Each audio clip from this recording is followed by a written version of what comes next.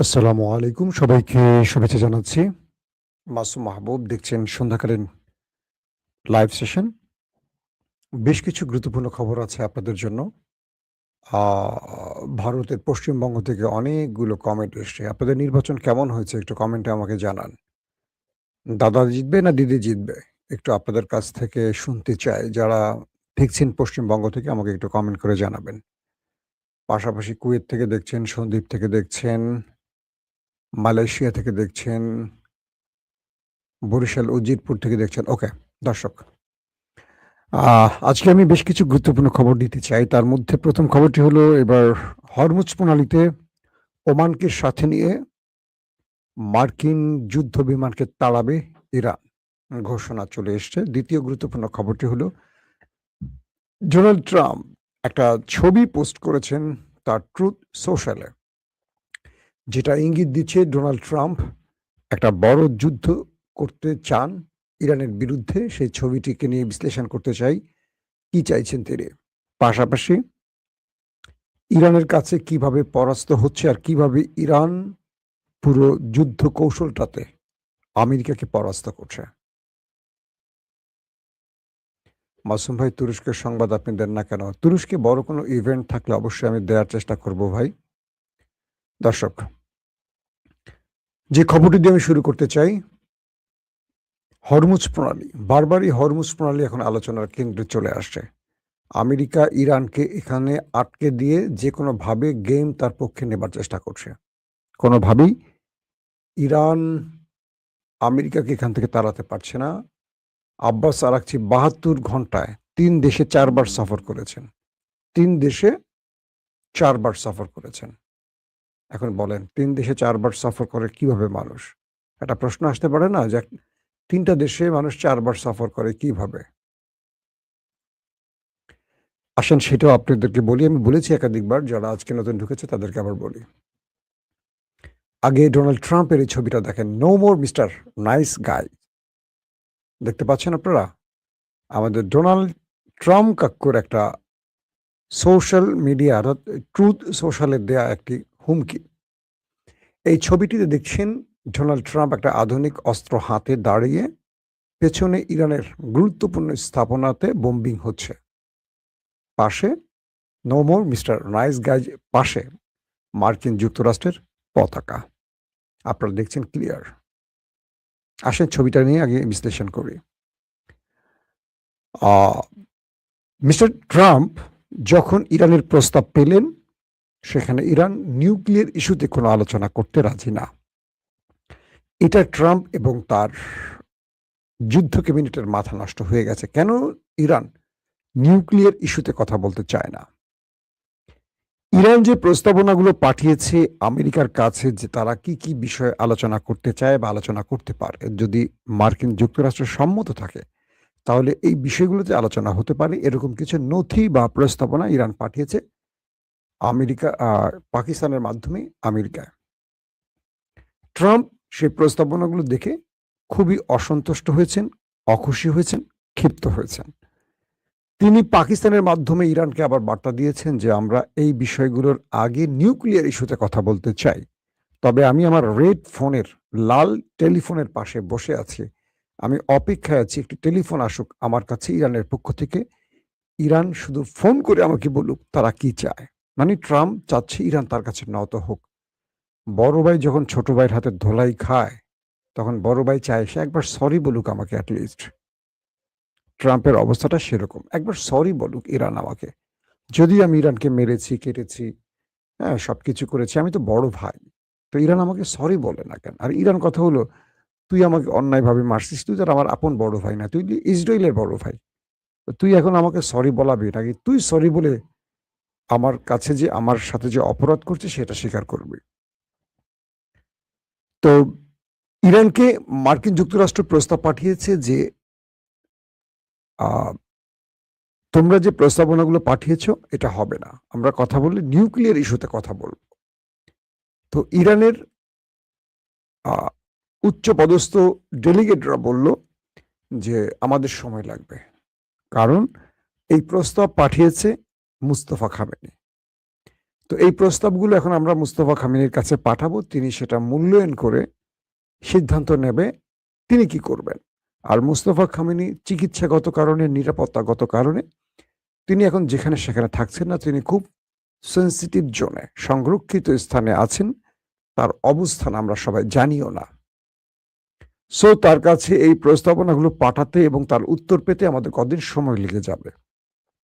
প্রশ্ন করতে পারেন, ইরানের উচ্চপদস্থ ব্যক্তিরাও কি জানেন না মোস্তফা খামেনি কোথায় আছেন? হ্যাঁ, সবাই জানেন না, কারণ ইরানের মধ্যে বিশ্বাসঘাতকের সংখ্যা বেড়ে গেছে, যে কারণে মুস্তফা খামেনি খুব লিমিটেড জোনগুলোতে থাকেন এবং তার অবস্থান খুব বিশ্বস্ত লোকদের বাইরে কেউ জানে না।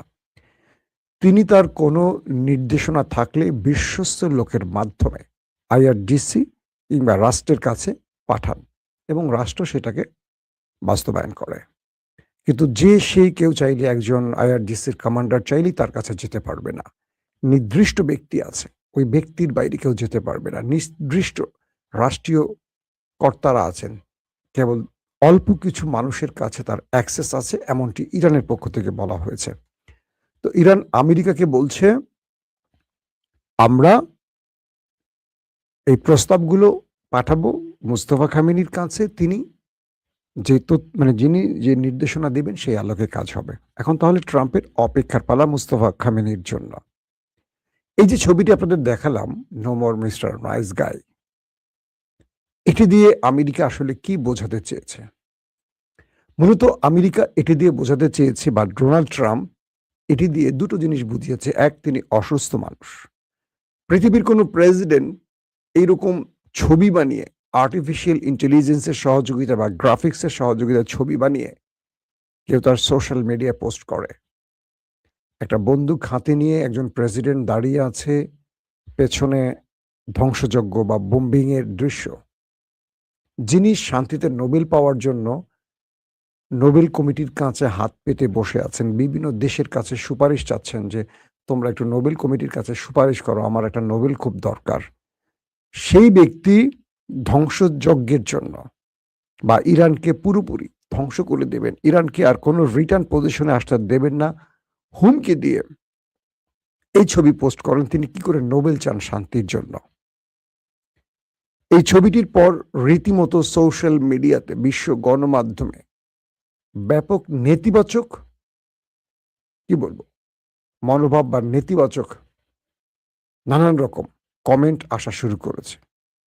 মানুষ ট্রাম্পের সুস্থতা নিয়ে প্রশ্ন তুলছে যে একজন প্রেসিডেন্ট এত হীনমন্য হয় কি করে, যে তিনি কি করে এরকম একটি ছবি দেন, বা কখনো বলেন ইরানকে তিনি পাথরের যুগে পাঠাবেন, কখনো বলেন তিনি ইরানকে ধ্বংস করবেন, কখনো বলেন তিনি ইরানকে সভ্যতা থেকে মুছে ফেলবেন, কখনো বলেন পুরো ইরানকে তিনি বোমা মেরে ধ্বংস করবেন, কখনো এরকম ছবি পোস্ট করেন। এইটা আমেরিকার কোনো প্রেসিডেন্টের পক্ষ থেকে মানায় না। যাক, তারপর ডোনাল্ড ট্রাম্প করেছে। তো হরমুজ প্রণালীতে ইরান আমেরিকার বিরুদ্ধে এখন ঘোষণা দিয়েছে যে কাজটি করতে চাচ্ছে। আমেরিকা কোনোভাবেই হরমুজের সামনে থেকে তার অবরোধ, ব্লকেট তুলছে না।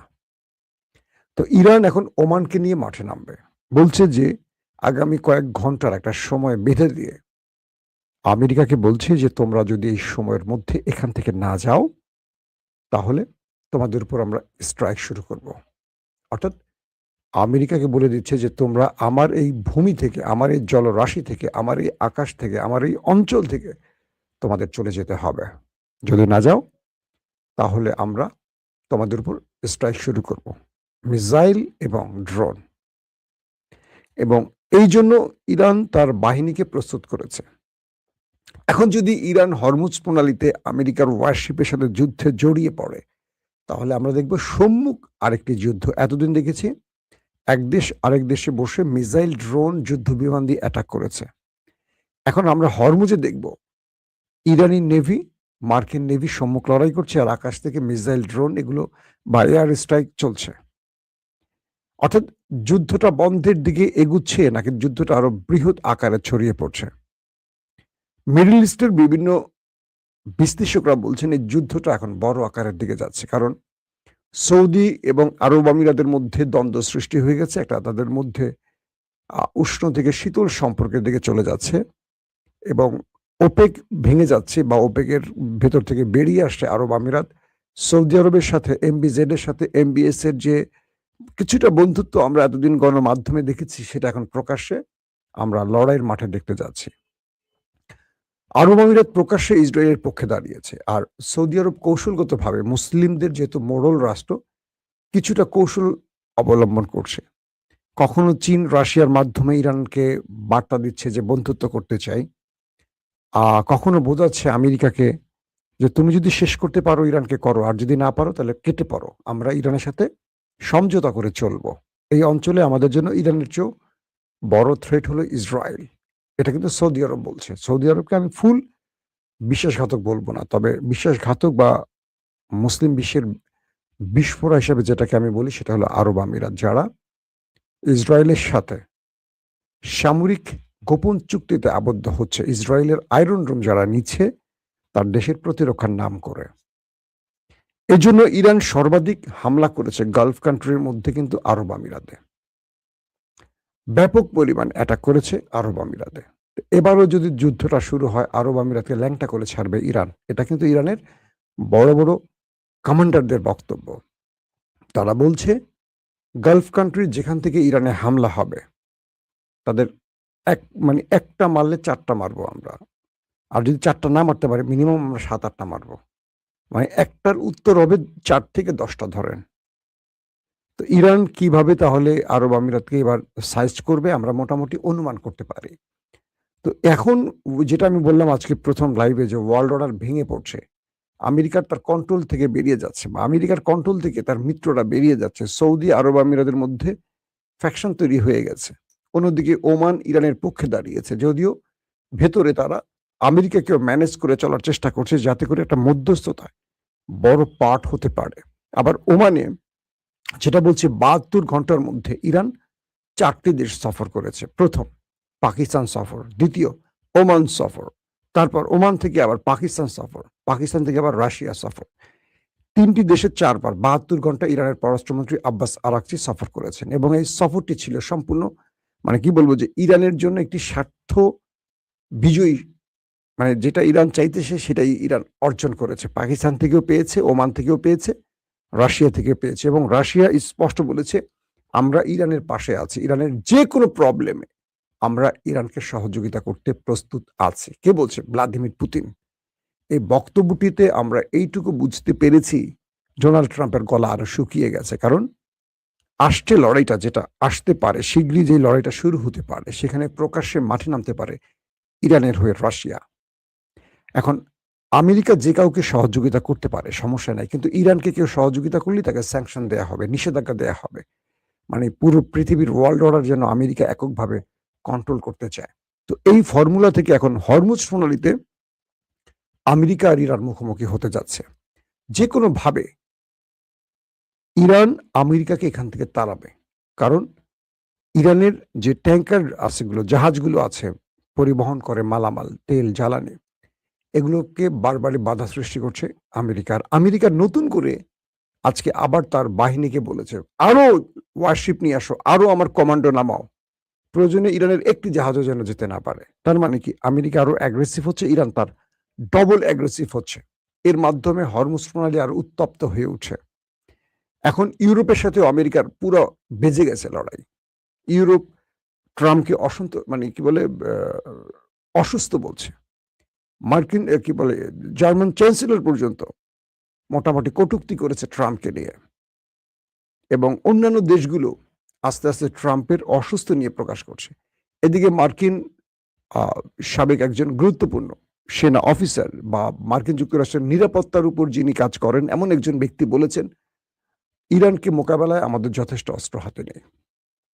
আমেরিকা যাই বলুক বা প্রেসিডেন্ট যাই বলুক, ইরান 40 দিনে যা কিছু করেছে, আগামী দীর্ঘমেয়াদী যুদ্ধে ইরান কি করবে একটা আন্দাজ করা যায়। তো সেই হিসেবে আমেরিকার প্রস্তুতি খুবই দুর্বল। আমেরিকা মুখে যা বলছে বাস্তবে তা করতে পারবে কিনা। 1000 মাইল পাড়ি দিয়ে ইরানে আক্রমণ, আর ইরান তার প্রতিবেশী গালফ কান্ট্রিতে আমেরিকাকে টার্গেট করে হিট করা এক বাক্য নয়, এক কথা নয়। পাশাপাশি ইসরায়েলের আমন্ত্রণে আমেরিকা যে যুদ্ধে জড়িয়ে ভুল করেছে, এটা ট্রাম্পকে এখনো বুঝতে হবে এবং বুঝে এখান থেকে সংশোধন হতে হবে। কিন্তু ট্রাম্পের আসলে কোনো উপায় নাই।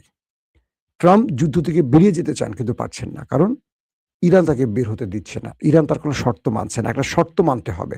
কিন্তু ইরান কোনো শর্ত মানতে নারাজ। ইরান বলছে যে সুযোগটি পেয়েছি আমরা, সুযোগটি এখন কাজে লাগাতে হবে।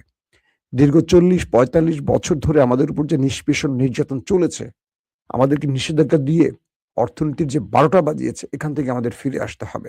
ইরান এখন কৌশলে আরবকে বোঝাবার চেষ্টা করছে যে তোমাদের জন্য আমি থ্রেট নই। আমি তোমাদের বন্ধু। তুমিও মুসলিম, আমিও মুসলিম। হতে পারে শিয়া সুন্নি। তুমি তোমার শত্রুকে ঘরের মধ্যে জায়গা দিয়েছ, সেটা হলো আমেরিকা। ওরা তোমাকে বাঁচাতে আসেনি, ওরা আসছে ইসরায়েলকে বাঁচাতে। দেখো আমি যখন হিট করি, তোমাকে অনায়াসে হিট করতে পারি। আমেরিকা তোমাকে রক্ষা করে না, কিন্তু আমেরিকা ইসরায়েলকে রক্ষার জন্য কতগুলো প্রতিরক্ষা বসিয়ে রেখেছে। উল্টো তোমাদের দেশ থেকে সেই প্রতিরক্ষাগুলো নিয়ে ইসরায়েলকে বাঁচানোর চেষ্টা করছে। তো এই পরিস্থিতির মধ্যে এখন হরমুজ প্রণালীতে একটা বড় যুদ্ধের ঘন্টা বাজছে। যে কোনো সময় দুই দেশের মধ্যে মুখোমুখি সম্মুখ লড়াই শুরু হয়ে যেতে পারে। একদিকে আমেরিকা প্রস্তুতি নিচ্ছে, অন্যদিকে ইরান প্রস্তুতি নিচ্ছে। অন্যদিকে আরব রাষ্ট্রগুলোতে একের পর এক মার্কিন যুদ্ধ বিমান আসতে শুরু করেছে। বড় রকম কমান্ডো উপস্থিতি বাড়ছে, অস্ত্রের ঝনঝনানি বাড়ছে, প্রচুর ইকুইপমেন্ট আসছে, প্রতিরক্ষা আসছে এবং প্রতিরক্ষা ব্যবস্থাগুলো আসছে। সবকিছু মিলে মনে হচ্ছে আমেরিকা আরেকটা মিস অ্যাডভেঞ্চারের দিকে এগোচ্ছে। দর্শক, এখনকার মতো বিদায় নিচ্ছি। আজ রাত 11টায় আবারও আপনাদের সামনে হাজির হবার চেষ্টা করবো। এখনকার মতো বিদায় নেই। প্রত্যেকে ভালো থাকবেন। আল্লাহ হাফেজ।